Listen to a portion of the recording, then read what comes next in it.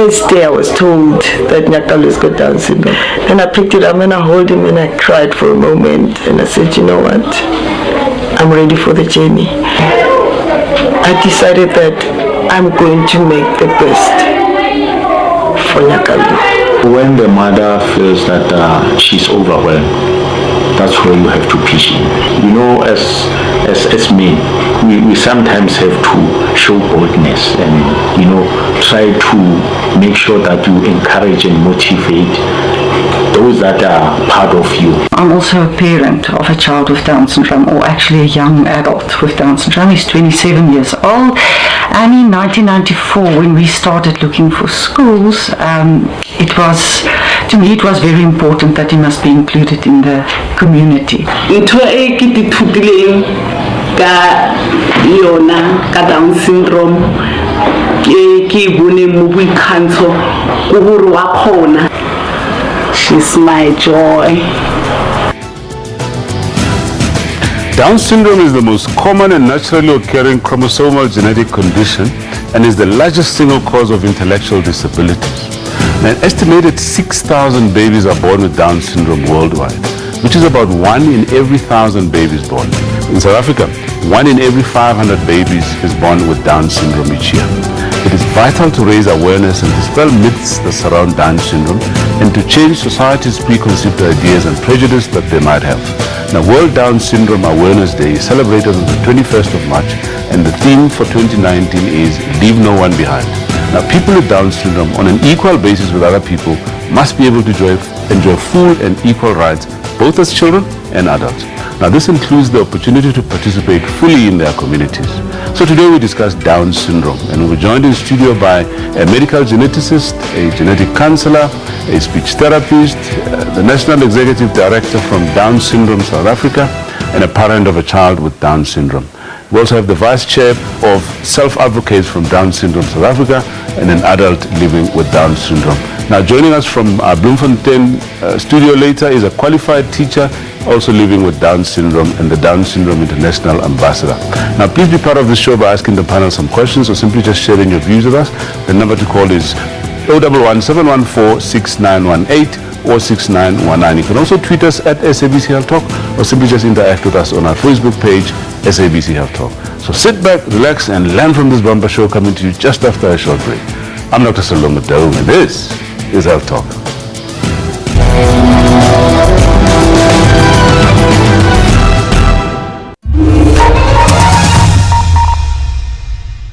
Ekurhuleni Artisans and Skills Training Center is a practical artisans and skills development center who equips students with the necessary knowledge and practical experience to enter the labor force as semi-skilled workers. There is a strong focus and need for skills training in specific areas like boiler making, rigging, pipe fitting, welding, CNC programming, plumbing, electrical, air conditioning and refrigeration, bricklaying, carpentry and painting at the center. Ensure your future today with the Ekurhuleni Artisans and Skills Training Center. Momentum. It keeps us going even when life sets us back. With Momentum Car and Home Insurance, you can claim for hail and windscreen damage with the Momentum app and call for emergency services to protect you and your family. SMS HAIL to 42024 or speak to your financial advisor for a quote. That's why we're here for you. Kanalon FM Shitsonga Music Awards 15 Unanga Phone Tabuko Darata Piranahina Chikampi Tinsadaka Dr. Thomas Chauke Penny Maingane Toshirimane General Muska Antonio Marcos Musambi Sun Clan Questa Pasta Lungintala The Living Rock The DJs Kanalon FM Number 1 Butala Kuma Ticket Copy Ticket Shop right now take us 150 Ramana Mani Golden Cycle 300 rand VIP 1000 rand Hashtag Axma 15 30 March 2019 Egliana Stadium Takusamfuma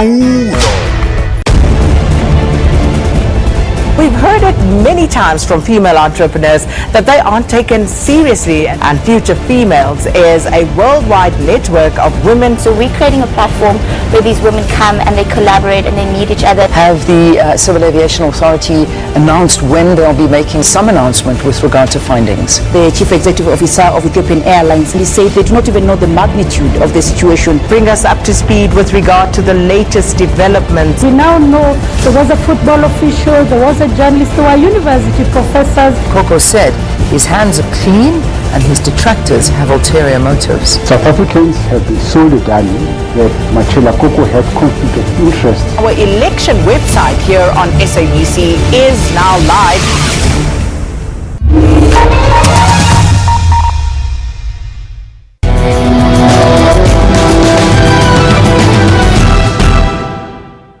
Nyakalo Mafeking is 11 years old and has Down syndrome. This chromosomal disorder results in physical and intellectual delays and affects 1 in 650 babies in the developing world. And what is the color of your dog? Despite these delays, his mother Batile has fought for South Africa's inclusive education policies, whereby all children, regardless of differences, have the opportunity to learn with and from each other. I started looking for crèches where you could go. And when I got one crèche, accepted him. They said, how old is the child? I said, 4 years. They took him. The next thing they came to me says, sorry, he's still on a nappy and he's 4 years old and you didn't tell us. I said, no, you asked for the age. And I said, he's 4 years. And I believe that if he's going to look at the other children and what they're doing, he's going to learn from them. Within a week, Nakalo was off the nappy. And that's how he made it into a mainstream crèche. Haneli Swanepoel from the Down Syndrome Association in Pretoria and a learning support coordinator at the Department of Education has worked closely with an array of schools in Gauteng to include and cater to children with physical or intellectual disabilities. In 1994, when we started looking for schools, to me it was very important that he must be included in the community. The only school that he was allowed to go to at that stage was very far from our home. It was more or less 50 kilometers, and we felt like, why sending him away so far? So that is where we started with inclusive education. I've been involved with many children, of which Kalu is one. And Kalu started here at Valhalla Primary in 2011 in grade R, and it actually went just from strength to strength. I always say that children copycat also the teacher's behavior. So if the teacher is accepting this child, then the children are also. Despite the benefits of mainstream schooling in a well-resourced school, Batile is aware that this is not affordable to all parents, and so she became actively involved in supporting mothers in less privileged situations. I went back into joined the Down Syndrome Association, became the representative for self-help group, started Kenya support group in Atteridgeville to encourage mothers with kids with Down syndrome that we need to find schools for the kids, because once you feel accepted by the community, it's very easy for you to accept your child. One of the mothers who have benefited from Batile's support group is Elsie Mokoena. Elsie's 6-year-old daughter Bokansho also has Down syndrome. As mainstream schooling is unaffordable for Elsie, she has set up her own crèche with the encouragement of the Down syndrome parent support group. Yona ka Down syndrome ke bone mo boikgantsho go gore wa khona. She's my joy. For Batile, Elsie and Daniel, support for children with Down syndrome begins at home, but continues into the schools and into the wider community. Okay, so let's learn more about Down syndrome from our special guest. First up is Dr. Claude Bailey.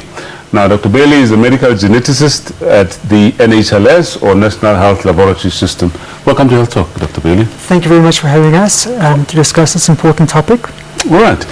And of course, in the middle, we have Bianca Kazis, who is, now Bianca Kazis is also a genetic counselor, also from NHLS. And yes, welcome to Health Talk, Bianca. Thanks for having me. All right. And finally, we have Ansela Ramjas, who's the National Executive Director from Down Syndrome South Africa. Welcome to Health Talk, Ansela. Thank you, and thank you for having us here today. Thank you. All right. Let's start with you, Dr. Bailey. We're talking Down syndrome. Firstly, just make us understand what this condition is. What are we talking about? Sure. So Down syndrome is a genetic condition, and it's actually it's probably the most common genetic condition we see at our clinics. When we say it's a genetic condition, what we mean is that it's something that affects our genes. So our genes are the instructions for our body to tell our body how we develop and function. And as mentioned in the insert, it's a chromosome disorder. What that means briefly is that our genes are packaged in the cells in our body in structures called our chromosomes. And we normally have 23 pairs of chromosomes, so a total of 46 chromosomes. A child that has Down syndrome has an extra chromosome. So they have an extra copy of chromosome number 21. And it's sometimes also called trisomy 21. Right. In my introduction, I quoted some stats Yes. worldwide, and we came back to South Africa. Do you have exact figures in South Africa? Do you know how common this condition is? So we know it's common just from the clinics that we attend, and it's by far the most common referral to us. The exact statistics in South Africa aren't known, but it is a worldwide problem, and the stats that I saw is the incidence is between 1 in 800 to 1 in 1,000 births are affected with Down syndrome. So I mean, does it have typical clinical features that, when you see a child with Down syndrome, is it easy for anybody to know that this child has Down syndrome? So as healthcare professionals, we are taught to identify children with the features of Down syndrome because it is such a common syndrome, and they do have some very unique features. If you look at their facial features, they often have what we call a slightly flattened facial profile. They've got upslanting eyes, which is quite noticeable. And they sometimes, when they are very young, have a protruding tongue and this impression that they've got a short neck. And then some other characteristics that they have as well. And it's important to identify it because it's got important implications. All right. So Angela, let's come back to you. Let's come to you rather.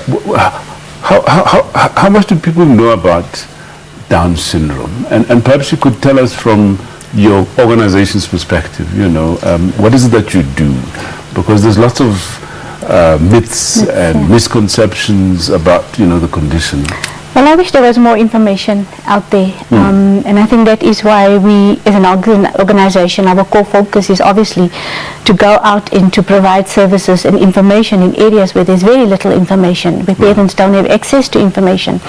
And so our primary focus as Down Syndrome South Africa is to get out the correct information as soon as possible, to empower families as well as persons with Down syndrome, to establish support groups throughout the areas of South Africa where possible.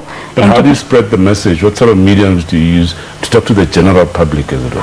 Well, basically through the hospitals, clinics and hospitals. I think that is where our first starting point, because a lot of babies that are born in these facilities will often, hopefully, get the information at their hospital, and then they will be referred to a supporting organization. But it doesn't happen in all cases. And I think that is where we come in, is actually to find links with other organizations in areas, to establish network systems so that we can get the information out there. It's very important using World Down Syndrome Day, like tomorrow, to get the message out there, to spread awareness and educate people about Down syndrome. Because like you said, there's so much myths and perceptions. Let's just quote one or two of these myths and misperceptions about the condition. Well, they often refer to, specifically with Down syndrome, they often refer to heaven's children, or in Afrikaans they say Hemelkinders, giving the perception that they will forever remain children. They'll never develop an adult identity of their own. And we find it that, that they have the same social and emotional aspirations and feelings as typical humans have. So let's come back to causes and risk factors for this condition. How does it come about that some people end up with this condition? So in majority of cases, it is a random event that has occurred around the time of conception. So an extra chromosome 21 could come from the mother's egg cell or from the sperm cell. In majority of the cases, it's a completely random. Does it have anything to do with age? And a mother of any age can have a child affected with Down syndrome.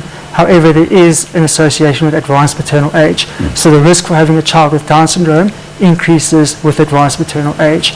So from the ages of 35, 40, 45, those are high-risk ages for having a child with Down syndrome. Okay, I'll come back to you because I'd like to find out about, how you screen for it, and perhaps let's give it to Bianca. Bianca, you're a genetic counselor. Yes. Perhaps just give us an idea what a genetic counseling?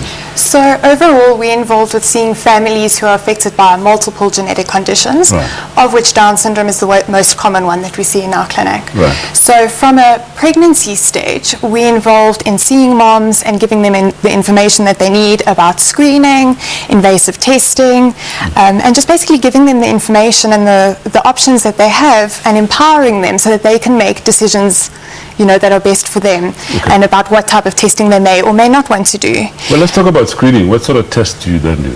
So first, what I want to maybe differentiate between is we've got lots of different tests, and these tests have different abilities of doing different things, and they sometimes get a little bit confused with each other. So we differentiate between what we call screening tests and diagnostic tests. Now, what your screening tests do is they're supposed to sort of separate moms into high and low risk categories. So they tests that are non-invasive, and some examples of these tests are like the first trimester and second trimester maternal serum screening. They just measure certain levels of hormones and proteins that are reduced or secreted during pregnancy. And based on those levels, they're supposed to categorize moms at either having a higher risk of having a baby with Down syndrome or a lower risk of having a baby with Down syndrome. If they're high risk? So if they are high risk, it is not to say that they definitely have a baby with Down syndrome. So you can have somebody who screens high risk but actually does not have a baby with Down syndrome. And the same is true for the other side. You can have somebody who screens low risk but maybe does have a baby with Down syndrome. So those are limitations of our screening tests. They're not supposed to diagnose, you know, a pregnancy with Down syndrome or not. And then that's when we move to our diagnostic tests. And these tests are the ones that are supposed to say your baby has Down syndrome or your baby doesn't. And these So are invasive tests. Let's just then say that, you know, here's this couple that's come to see you, and the diagnostic test says that in fact, you know, that you're carrying a child with Down syndrome. What then? So we would hope in the ideal world that before that couple even did the test, that they would have been seen by a genetic counselor, so that the implications of testing would have already been discussed, and so that who they must were actually prepared. then see you? So any couple who is concerned about their pregnancy risks and wants more information about the testing options available should be referred to us, so that we can explain all these implications before they tested. And it doesn't happen. So we do get lots of parents, so as the situation that you've posed now, where they come to us after the test with the results, and they come and they say, what And now? how do you intervene then? So essentially what we do is we try and give them all the information that we can to enable them to make a decision that is going to be the best for them. So we talk about what it means having a child with Down syndrome. So we'll start about, do you know what Down syndrome is? Has anyone explained this? Have you heard about this before?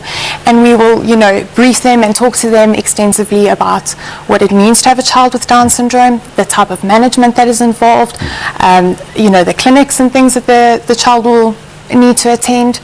And then we also, you know, we need to take each, you know, behind every diagnosis there's a family.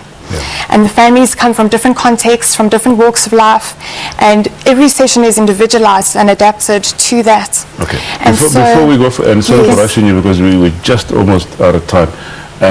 What proportion of parents, then, I know that the other option is obviously termination of pregnancy. What proportion of parents opt to terminate the pregnancy? It's very difficult to answer. We get parents who opt for both choices. So there's many parents who will choose to test, not for the purposes of terminating, but just to be prepared and would then continue with that pregnancy. And there are other parents who just choose and they feel that they cannot cope and that they would not be able to cope, and then they would choose to terminate. Okay. On that note, time for a quick break. When we come back, we'll continue our discussion on Down syndrome. Please stay with us.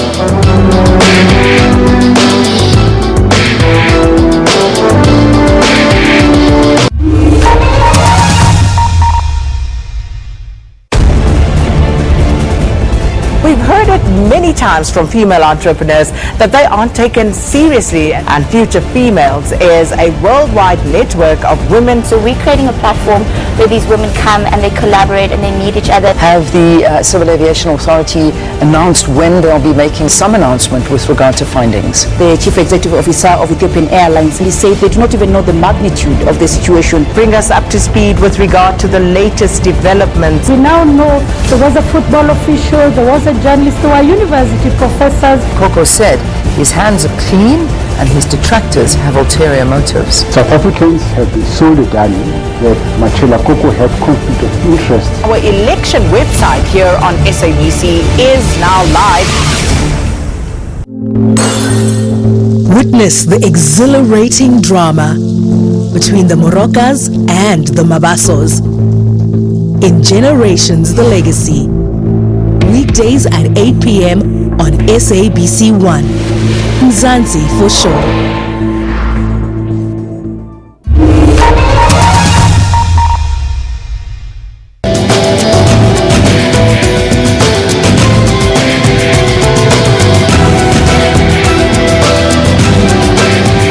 Welcome back. Now, quality educational programs and a stimulating home environment and a positive support from family, friends and community enable people with Down syndrome to lead fulfilling and productive lives. Now let's learn more about the challenges and joys of raising a child with Down syndrome. We still have with us Dr. Claude Bailey, who is a medical geneticist based at the National Health Laboratory Services, and we still have Ansela Ramjas, who's the National Executive Director from Down Syndrome South Africa. And by the way, Ansela is also a parent of a child with Down syndrome.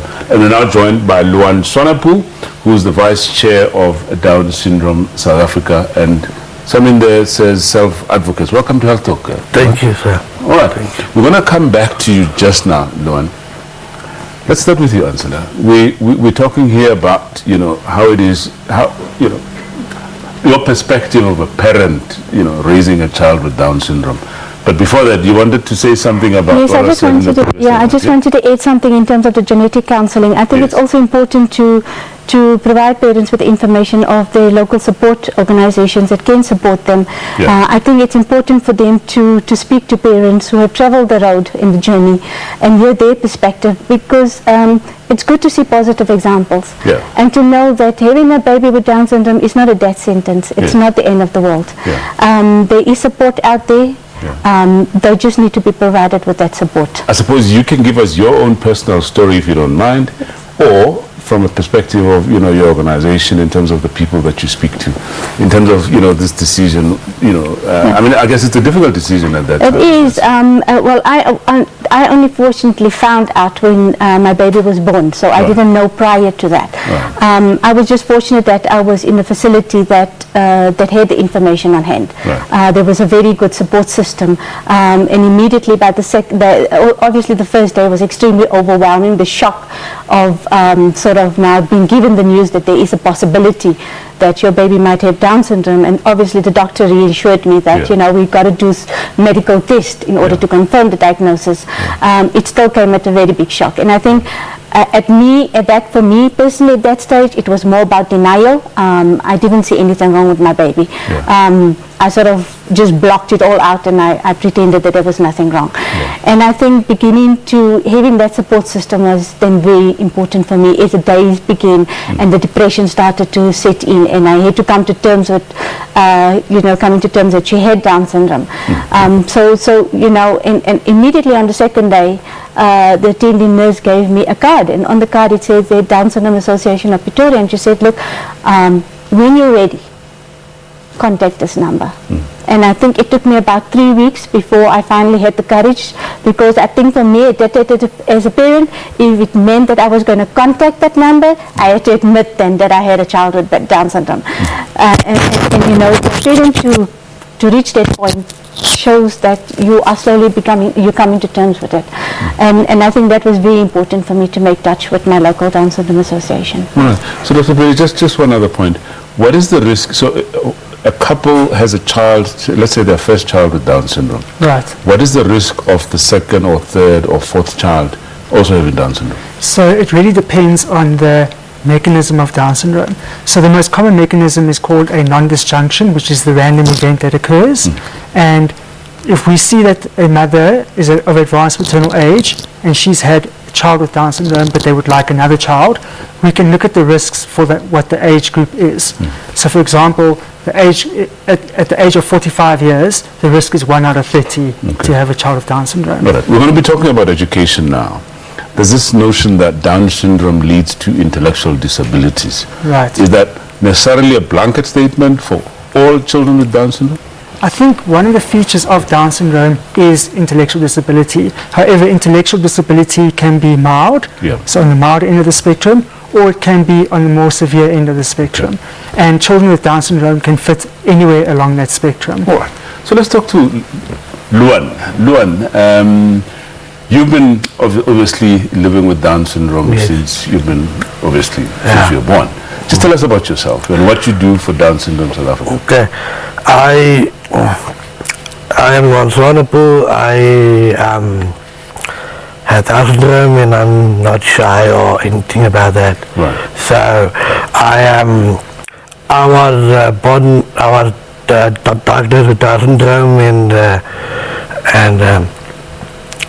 the doctor advised my parents to place me in a special place for special people. Right. But then my mom decided no, she's willing for helping me, support me in everything. Right. And she raised me as one of our family members. Right. She's obviously she's proud of me, and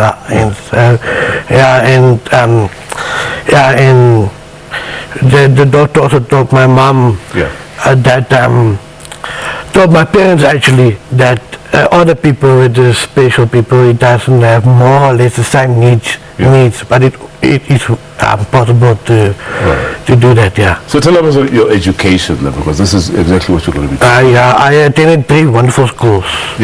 So I attended Communica, I attended Rijksgraaf Primary, and I attended Alderheim High. And the people accept me just the way I am, and they also, they going on. And I actually enjoy my education. Okay, so what do you do now for a living? I am working for Specialist System Engineering. It is a high-tech company specializing in the design of manufactured telemetry systems. And I am working there now for 10 years actually. In April going into my 10th year. And what do you do there? I'm a technical assistant. We both cover like installation, and I helping out with small things, and then and I love my work. And I'm enjoying every moment. Very positive story. Okay, and so let us come to you then about raising a child with Down syndrome, particularly focusing on education. You're welcome to give us your own personal, experience, but we can talk broadly in terms of, whether or not children with Down syndrome, how they fit into mainstream schools versus, special schools and so on, Well, in terms of my personal experience, from an early stage, I decided I wanted to pursue the mainstream option. I wanted to look at this whole, at that stage when my daughter was born, there was the whole buzzword inclusive education. And so that intrigued my, I wanted to discover what was this inclusive education. So I made it a point of going to every inclusive education workshop that there was possible. And for me as a mother, and is our family, we decided that we wanted to pursue this option. So I don't regret that decision on a personal, in my personal capacity. In terms of where we are in terms of inclusive education in South Africa, there is a growing movement towards advocating for inclusive education. Worldwide research has shown that children with Down syndrome really gain from being in mainstream settings. Gains in terms of communication, building relationships, peer relationships, social skills, building social skills, reading and writing. And I think this is important because it prepares them then for future challenges that they're going to have to handle and deal with in adult life. But how accepting are mainstream schools, for children with Down syndrome? At this stage in South Africa, still not very accepting. From the standpoint of view that mainstream schools, education on its own in South Africa is a big problem. And teachers find it difficult to have to cope with a child that has a learning disability. And our goal as an organization as well is to spread as much awareness that it can be done, and there is positive examples that this can be done. Luan is an example of that. Children do benefit because the perception that children with Down syndrome cannot learn is not true. They show huge potential, and we need to work on their strengths rather than their weaknesses. They can be included in the classroom, but included with meaningful education, not being stuck in a corner and made to color in coloring books the whole day. They need to be able to access the same curriculum, but just be adapted at their level of understanding. But exactly the point I was going to talk about, level, because it depends on their level, whether or not they fit into mainstream or that they go to special schools. And perhaps you'd like to comment on the proportion of children with Down syndrome that have to be accommodated in special schools? Look, we have a problem in special schools as well. Our children are not accessing special schools. There are long waiting lists on the special school list. We have children that are, the other case I had the other day was a child of 10 years old who's still not able to access school, and this is unacceptable. So either whether the parent makes the choice of sending their child to a mainstream school or to a mainstream school, that choice should be there for them. That space in that school should be there, open for their child. Children need to access an education. There's currently an estimate of over 500,000 children with disabilities that are not accessing school. Why is this? Why are we sitting with children not accessing schools? Every child, it's in our constitution. Every child has a right to an education. Okay, time for another quick break. When we come back, we'll link to our studio in Bloemfontein. I'll also speak to somebody living with Down syndrome. Please stay with us.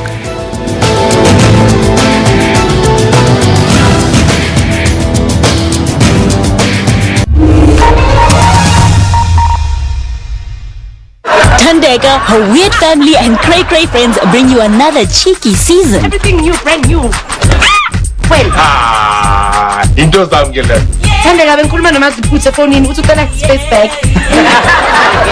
Ithembe mem, ha ke tshepe motho. Awe, nka mpaka tshepa lejwe. Yini? Size ukufunda la esikoleni, are you aware? Yeah.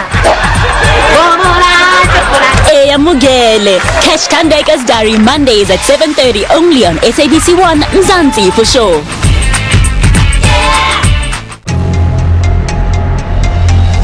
Years go by and new faces are born.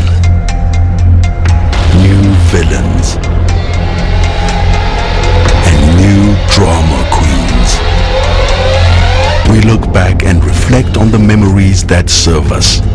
A tight bond molding us together, creating stories that will last forever. Make your evenings memorable. Weekdays on SABC 1, Mzansi for sure.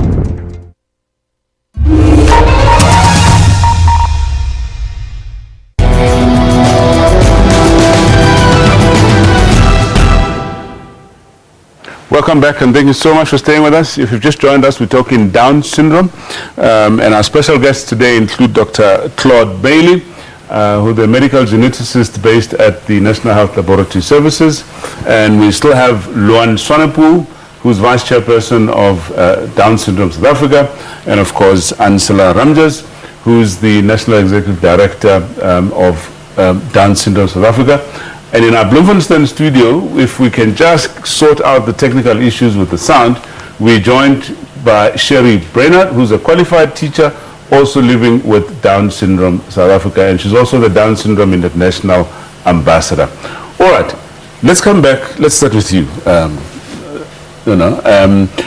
We're talking here about how children with Down syndrome interact with others, the social interaction part. Bearing in mind, of course, that there's different levels. We can get back to that situation of those that are able to fit into a normal school. Yes. So I can tell you what we do at our clinic when we see children with Down syndrome is we initially promote a creche as a great place to learn from, and normal social interaction with other children that don't have Down syndrome, just so that they can learn as much as possible. And then what we refer them to neurodevelopmental pediatricians who would do a thorough developmental assessment and actually give the parents some guidance as to what could possibly be best for the child. But the parents' input, like Angela said, is very, very important as well. Right. Let's cross to Bloemfontein students, see if we can speak to Sherry. Sherry, welcome to Health Talk. Thank you so much. All right, Sherry, we say that, you know, as when we introduced you, you're somebody that's living with Down syndrome and you're an international ambassador for Down syndrome. Please tell us about yourself very briefly. Okay, when I was born 37 years ago, many people told my mother not to worry because we don't live long. Listeners, luckily this is a disillusion of the past. As many of you may know, our life expectancy can be up to about 60 to 70 today. My mother always says that she wants to look after me until we die together one day, which means that she might have to become around 90 years old. I wonder who is going to look after whom at that stage. But listeners, life and death is not in our hands, but what we do with our lives. It does not matter how long we live, but how we live. Make every second of every day count. You know, all people die, but not all people live. I identify with the words of Nelson Mandela. You are the master of your destiny. This attitude made a big difference in my life, and I believe that without it, I would never have been able to accept my situation. I decided to make the best of myself, just the way I am. You cannot always change the circumstances, but you can adjust the sails to reach your destination. All right, we know that we told you're a teacher, and you mentioned at some point your parents, your mother, and so on. What role did your parents play in your own life journey? I was born with intellectual and certain physical disabilities, but my parents did not focus on that. They really tried to develop the things I could do. My mother expected of me to do my best in everything I do. She also expected of me to try to fit in socially. The fact that she never showed me that she was sorry for me helped me to grow. I believe one must never focus on what you don't have, but be proud of who you are. But I strongly believe one must work hard to make the best of who you are. But dear listeners, I'm also smart enough to pretend I cannot do things when I don't want to do something. My parents believed in giving me all the opportunities I would have had if I had 46 chromosomes. I have been fortunate to attend a mainstream school. I am positive that this greatly contributed to enable me to be the first person with Down syndrome to be accepted there. Okay, that's a very last question. Because of their policy at that stage. Okay. During my time in school, I knew I had to fit in or leave. My mother told me to look what the normal children do and try to do the same. All right. I don't think she knows how naughty the normal kids were. Okay, all right. Just the last question. Now you obviously are a teacher, and I would imagine, you know, you have a lot of children that you teach. How do these children act to you? Okay, Chris Burke played the main role in Love Goes On, and I watched that production over and over again when I was still small. It gave me hope for my future. 37 years ago, my parents did not give much support in raising me, and I had very few role models. Chris Burke is still my role model, and I wish I could meet him someday. Okay, all right. These are very inspiring stories from Sherry, obviously from our studios in Bloemfontein. We can see that Sherry, has traveled internationally. She's met very famous people, including, Oprah Winfrey and so on.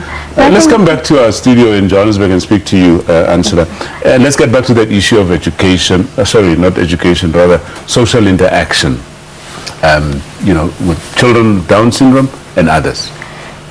In terms of social interaction, they can develop friendships, and they need to be encouraged to develop friendships, because I think just for their overall well-being, it's important for them to have friends. And as Sherry said, we shouldn't focus on the things that they can't do. Having access to friendships and a space to develop those friendships is within the school environment system. Luan, his friends, they should be allowed to engage, to go to places. We shouldn't be hiding our children.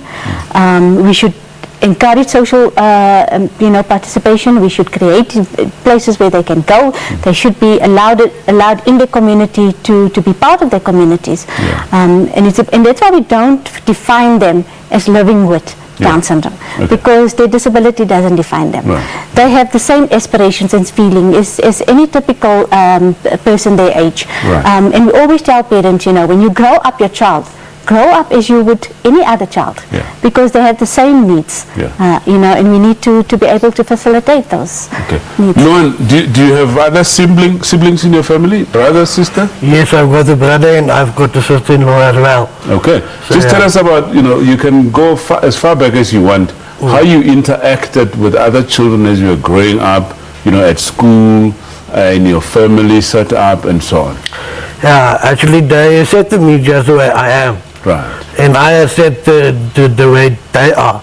So I totally respect it. And I, so like I said before, I love my parents, my mom and my dad, my brother, and of course the sister-in-law. And I'm glad that my brother also get married and stuff like that. And like I also said before, my mom and dad is the reason why I'm here today.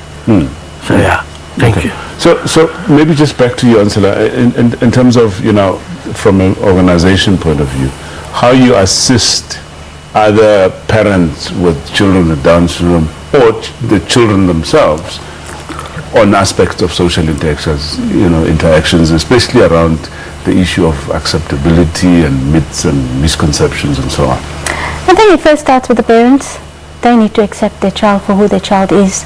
And once that acceptance is made, and we sort of laid the roadmap out for them, whether they follow them is their choice, but giving them guidance that from the, our support systems is from cradle to grave. So from the time that the baby is born. So, so we follow the journey with the parents as much as possible. About what is early intervention, going for the correct therapy. Then comes schooling, the big question of schooling. What is appropriate for them as a family, on which route to choose, whether it's special or mainstream. Then it comes to, skills training in terms of looking at future employability. And as part of the associations, one of their functions is to facilitate programs which is for them to come together and develop friendships and to socialize. But it's also engaging with in the communities directly by hosting events where the public can come and participate and see what it is to be a person or that for that particular person living in their community, and that they they can be part of the community, that they can have friends, that they are social human beings. Good examples are Luan and Sherry in our studio in Bloemfontein. I want to say a special thanks to you, Luan Swanepoel, and of course Sherry Brainerd in our studio in Bloemfontein. Okay, time for another quick break. When we come back, we'll wrap up our discussion on Down syndrome and look at some of the health challenges associated with this condition. Please stay with us.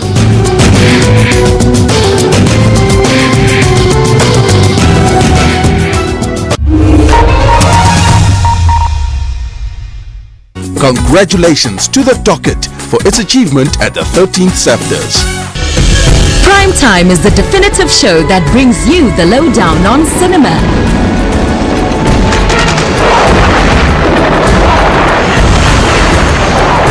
Music.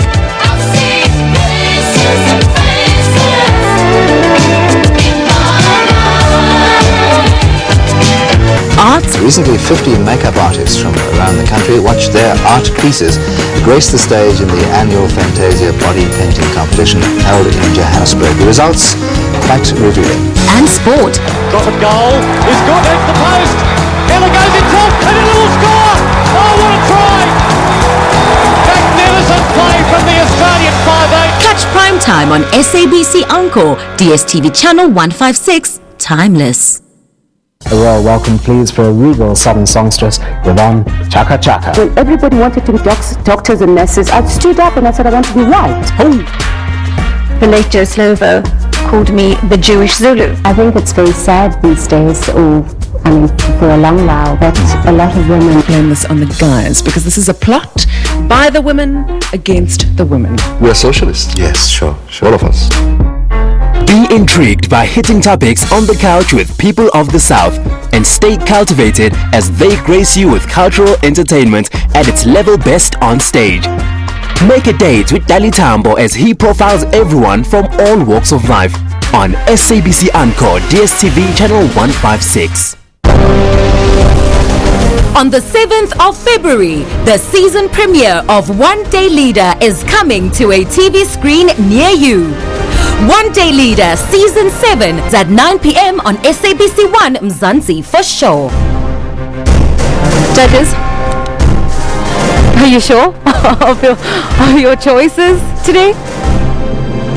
One Day Leader, Thursdays at 9 p.m. on SABC 1 Mzansi for sure.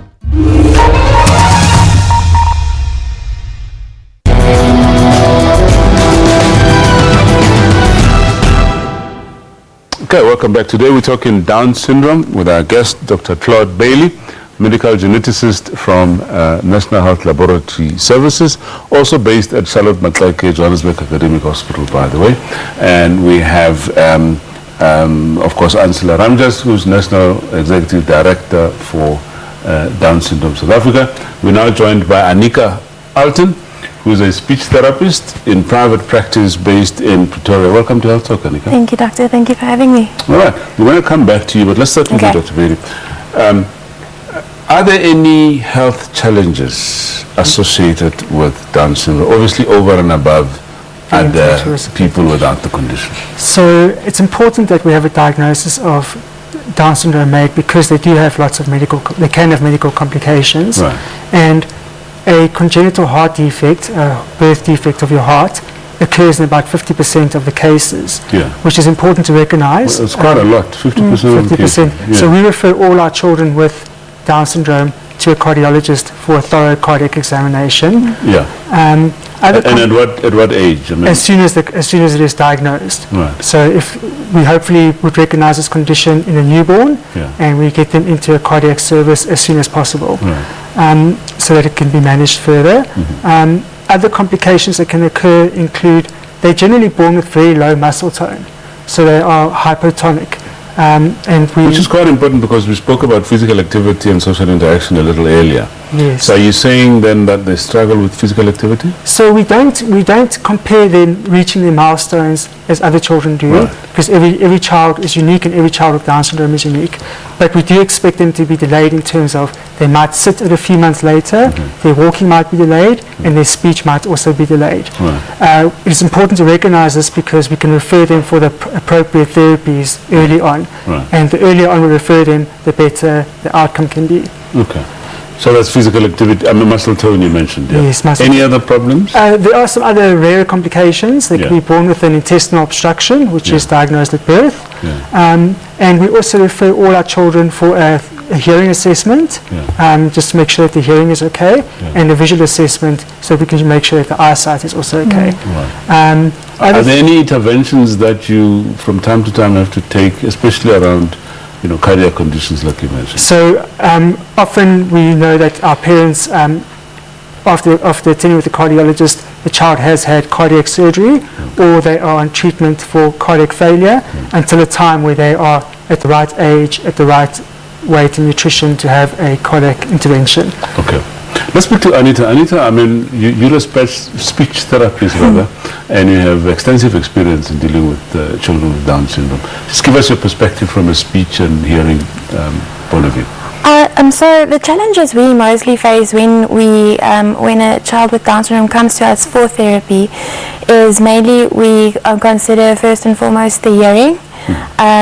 As Dr. Bailey mentioned, a lot of the children are either diagnosed with a hearing loss or present with a hearing loss, But also, what we need to consider when we do therapy, do they have hearing loss as a means of like permanent hearing loss, or is it temporary due to chronic ear infections? How often do you do this, hearing tests? Because oftentimes you get told for other children, as early as possible after birth. Yes. And ages 4, 5, 6 and so on.